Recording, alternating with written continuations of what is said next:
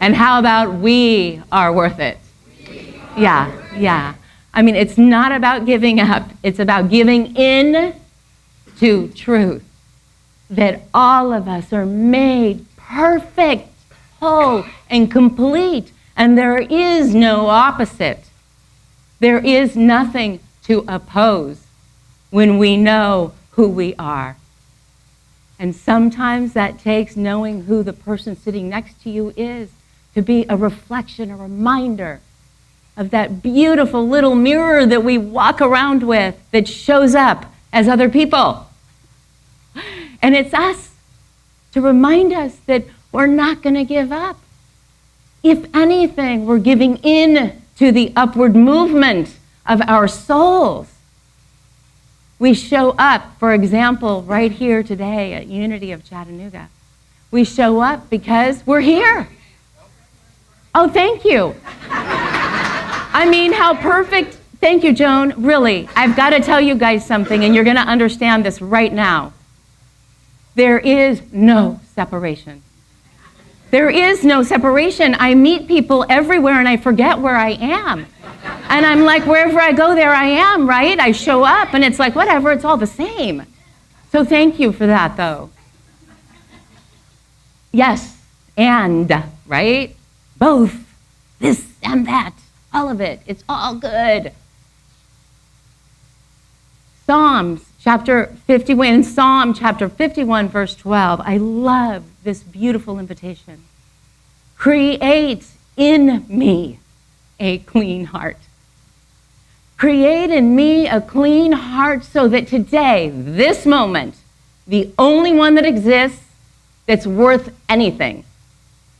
Create in me a clean heart in this moment to erase anything I ever thought I did wrong. Can anybody relate to that? Really, anything, Christine? Yes, anything. Everything? Yes, everything.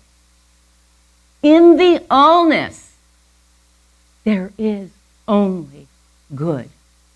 In Unity, we say consistently about the 5 basic Unity principles. There's only one power and one presence in all the universe showing up as good. And if we stay with that, and we know that, and we allow it to breathe us, and if we really believed it and did the work to erase the lies, smack in the middle of the word believe, look at it, lie, right there. I mean, you can't get away from it, right? It's just telling us, really? Is it true? Is it true? If we believe that we are the ones and that there is nothing wrong with us, we show up ready to serve. How may I serve you today? How may I serve you today? And no attachments whatsoever to the story that someone's sharing, okay? We honor, respect. Yes, all of us have struggled. But I'm talking about, I can't get enough of this, okay? It follows me around the way of the wizard. It's like from when it was published in 1995 to 2017, you know how many times I've read this? I will say, just like people have certain books that they're called to, this book doesn't leave me alone. And I'm grateful that it didn't leave me alone. When it jumped off my shelf again, it was like, remember me? 20 lessons, okay? I simply picked lesson 18 to share with you all today because I talked about the first lesson back in June. I talked about the second lesson, and I will say one little sentence about what those are, in July. And I said, ooh, what do they want to talk about with me in August?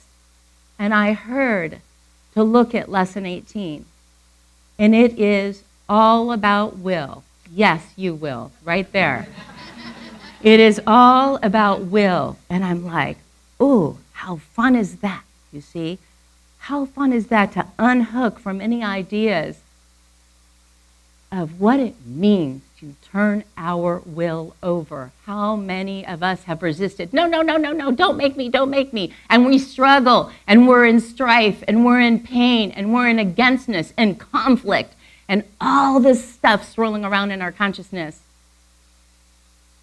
because we don't understand what it really means, what will is calling us to. And so the first time I spoke on this in June, it was about returning to our innocence.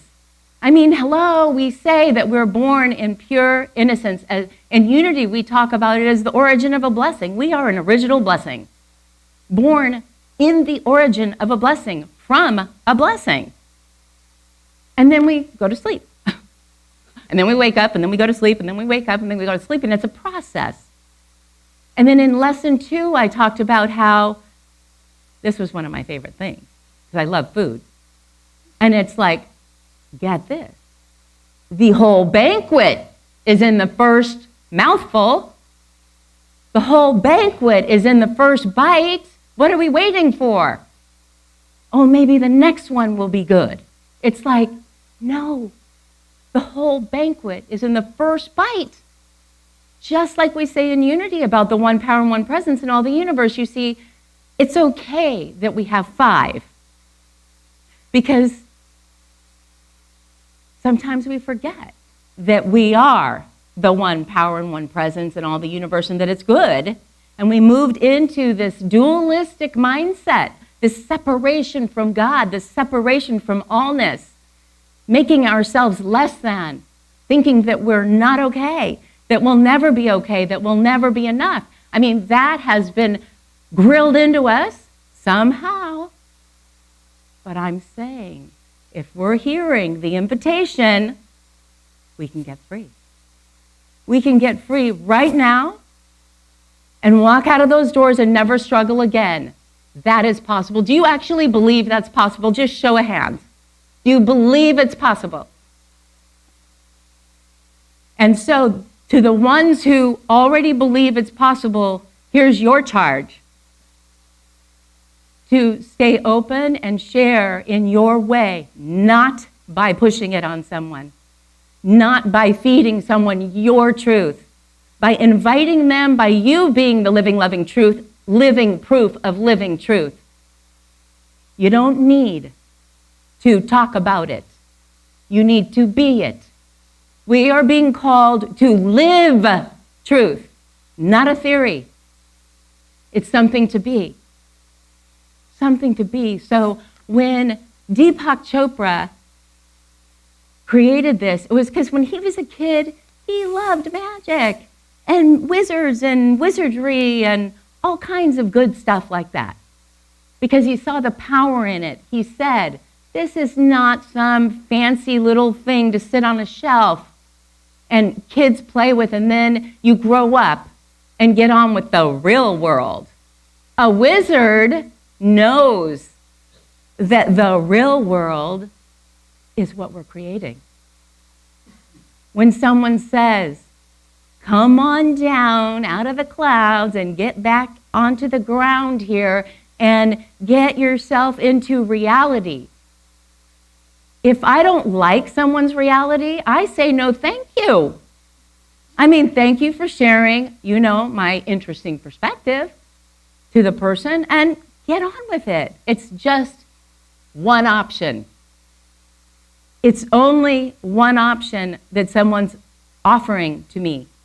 I get to be the one who says yes or no.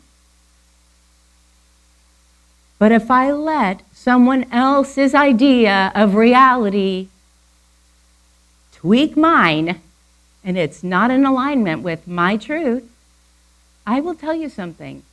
That's hell right there, right? That's hell. The thing is, heaven and hell are both man-made, created from our error thoughts, our error ways, thinking that we're not enough and will never be enough if we are coming from duality. So the wizard talks about our will is free. That's such a beautiful gift. Our will is free, and when we were given free will, you see, it's almost as if because we had the idea that we were given free will, we literally lost the Holy Grail. But you see, if we understand the truth about will, yes, you, brother, If you understand the truth about will, you come full circle back to the Holy Grail. The one that we've been seeking all our lives. In some way, insert any word in there. That's just one idea of how many people go on these heroes' journeys seeking, searching for this Holy Grail. The one thing that's going to bring me home. The one thing that's going to make me whole. The truth is, wholeness has no opposite. Let's wrap our head around that and just basically let our minds go with this one.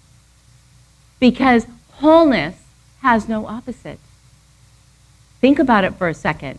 You're either whole or you're whole. That's the way I look at it. That's the truth, and I'm sticking to it. It's where wholeness has no opposite. In this duality, idea of duality, what will we get more of, Jules? Dueling minds think alike.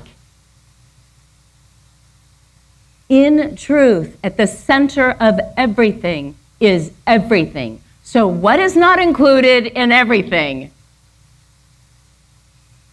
Everything is included in everything. So wholeness, what we talk about as infinity and beyond, right? The all that is. When we know ourselves as that, there's nothing to duel about. When someone comes to us and shares that they're struggling, can that be okay? Yes, I don't need to convince somebody. Can I hold for them if I'm in a good place? Maybe tomorrow I won't be. But if I spend my time and my energy trying to convince somebody, all they're going to hear from me is that their way is not okay. And then there we go, in the dueling again, this duality. And so Deepak, in lesson 18, talks about this madman. This was in the beginning of Camelot, the beginning when King Arthur just became king, okay? He's kind of a fresh king. And he's heard about this madman that lives out in the forest in Camelot. And people just say, don't pay attention to him, he's going to die soon. But something stirs in King Arthur. Something stirs in him, and he says, I've got to go out there. I've got to go out there and see why this person is suffering. And so his men go with him out there, and they actually are kind of embarrassed by King Arthur. Anybody ever feel that way? I have. Thank you for sharing. And so there goes King Arthur. His men are following because they've got to protect him, right? Gets out there, and he calls to the madmen, by orders of the king, come out. And he says, I have no king. I have no king. And King Arthur is like, wow, interesting. Anybody know about why he's here? Anybody know him at all? So he sends his guys out to go to the village and find out if anybody knows this madman. And they bring back this woman dressed in rags and says, here, this is his wife. And she says, he no longer calls me his wife. But yes, that was my husband. And you see, he's a woodcutter. And one day, many years ago, my husband, and his name was Will, my husband, Will, took our son, our 6-year-old son, out to cut wood. And he was so intent on the job before him that our son wandered away. And he was lost. And we looked for him and searched for him. And the next day, we find him floating in a stream. He had drowned. He said, he will not forgive himself. He is mad with grief. And King Arthur says to the man, is this true? And the man says, yes, yes, until God speaks to me and tells me why he did this. I refuse. to come out. I refuse to be here in a world that's so unjust. And King Arthur said, I need to be with this man. I need to be with this man, for I don't understand his definition of God. I don't understand, but I want to understand. And he sends the party away, and they don't want to leave him there. And he says, I will be fine, go. So they go half a league away. And he decides with his cloak, he sits outside of the tent that night to be with this man, and he tells him, you deeply move me. I feel your grief. You see, I'm a new king, and I see all around me people suffering, and the poor and struggling, and people with not enough food to eat, and no clean water, and no places to sleep, and it disturbs me. I want to know how I can serve these people. And Will says, I don't want to hear anymore. I don't need your story.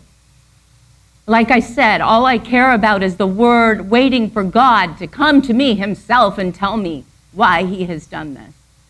That's all I care about. Enough of your story. And he decides to stay there anyways. And he said, I want to understand this.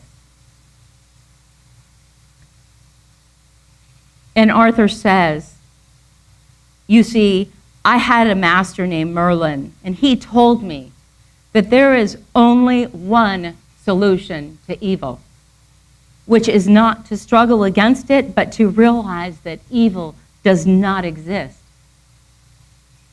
And the man in the tent said, foolish words, find another master. And Arthur's insisting, you have to listen to me. Merlin said that good and evil constantly clash in combat. They were both born thousands of lifetimes ago. And as long as there is light and shadow, good and evil will live on. And the man says, in that case, you should despair and shut yourself up in this hut with me. For you have seen God's true feelings toward this world. He wants us to suffer. The voice said bitterly. And Arthur continues and he says, you know, I felt the way you do. I felt the way you're expressing at one time. But Merlin showed me that there really only are two paths. There is the one path that we accept. We accept duality. We accept that there is duality, that's it, and that struggle is part of the plan. That's one path. He said, but the way of the wizard, there's a second path. In the second path, on this second path, duality is a choice. Think about that. Duality is a choice. The other one, we're told it's just the way it is. There's good, there's bad. There's light, there's shadow. There's up, there's down. There's in, there's out. Always dueling. But the second path that the wizard chooses is that there's a choice each and every moment of what we're going to do, how we're going to respond, how we're going to react. This madman reacted to his own experience of what happened to his son as total grief and againstness. I've had it. The world is against me. There is no way out of this. It's not even worth being here. Have you ever felt that way? I have. But the wizard is offering another way. That this idea of duality, of separation, of to infinity, that's just the way it is. That you see, the wizard says that it's our reaction, the anger and the fear that we have to something that's happening in front of us. It's how we're reacting to that creates the struggle, which creates what we consider to be evil. Do you know what I'm talking about? It's believing in the struggle that that's just the way it is. When we move beyond that into this realm of infinite potential that we say all possibilities exist here. So when we leave this idea of separation behind and we realize that we are making up what, just the same as this madman was saying that life is not worth living because his son died. In the grief, he couldn't let go of it or do his forgiveness work to let himself off the hook so that he could live a life that's full. He will stay in that tent and struggle. And in the end,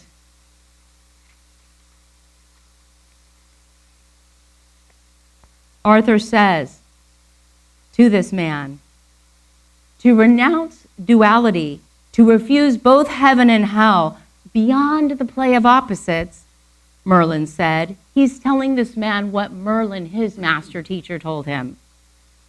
Beyond the play of opposite lies this timeless realm of pure light, pure being, pure love. And he says, all this business of good and evil, he said, stop chasing your tail and walk away from it. Have you ever heard the answer inside to a struggle that you were experiencing? Have you ever heard inside, walk away, and chose to stay? I have.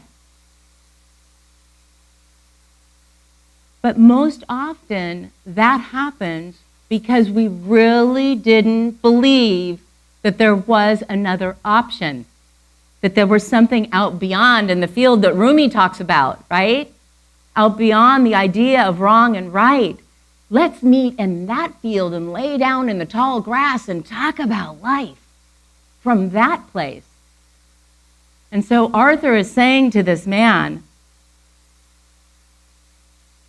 I cannot speak for you, my friend, but to me, that is the divine message. If God is to appear to us, it is through our own understanding of what is possible. Our will is free. And we can chain ourselves to this cycle of pleasure and pain forever, but we are equally free to walk away and never suffer again. Do you believe that that's possible? All we have to do is even have the idea planted within ourselves that that's possible. Oh, I like what she's talking about. Maybe. I haven't experienced it up to now, but maybe. In the maybe, in the open space is everything, every single possibility. When we close ourselves off and we say, like the madman did in the tent, no, I'm not coming out until God comes to me himself and speaks, he's going to be waiting a long time. Arthur shows up to share this other idea with him. And so now, Arthur suddenly feels strange, and he says, I feel kind of strange talking to this poor wretch this way that I've never met. And he says to the man, I'm sorry to intrude on your grief. I will take my leave now. The man in the hut made no reply. Arthur gets up and he starts walking away. He pulls his cloak tighter. He's moving out of the forest and he's about 100 feet away and he feels the heat of this glow behind him. And he thought, oh my God, the guy's burning the hut down. He lit the hut on fire, he's thinking. And so he runs back, only to stop in his tracks. And the hut had turned into a ball of brilliant white light. And out of it stepped an angel who said, I was told by God that you mortals knew a secret. And as always, she was right. I changed that. You know, because in she, there's he and she, right? S-H-E, it's all there. You know that God isn't simply in heaven, but far beyond, in the realm of pure spirit. And with these words, the angel vanished. You see, we can't live in duality expecting to experience something else. That's the definition of crazy. We cannot live in duality thinking that somehow we will end up as all winners. And I will share my truth with you. We're not done until everybody is a winner. We're not done until it's win-win for everyone. But my invitation is to not be against anything, because that's playing with dueling minds. In truth, in love, in goodness, there's nothing to be against. The only thing I would ever want to hold against you or anybody else is my heart. There's nothing to hold against anybody except for love. And so when we choose to realize that at this time on our planet, we are being called to awaken so that we can do our work just like Arthur and the madman did, being willing to have that conversation. And out of that came the truth that beyond these ideas of right or wrong, there is only one real reality, and that is wholeness, allness, goodness, isness, whatever word you want to put on it. That's the path that we're being called to choose. And people might ask right now, I'm going to end with this how. I have an acronym for how, H-O-W. Honor the heart, it opens the way automatically. That's what happens. And I will offer, how do we get beyond duality? Be patient with ourselves. Be patient with what's the hurry? Duality fades as we choose to do our part, to unhook, to clear up, to clean up, to do whatever it is that we need to do to be clear, clean, open, and loving. We let go of judgments. We let go of our fear. We let go of our anxiety about what's going to happen next. If we're worrying about what's going to happen next, we're not here. And if we're judging what is, we're in the past. The only thing that matters is this moment right now. And this moment right now, we can walk out of those doors and struggle no more.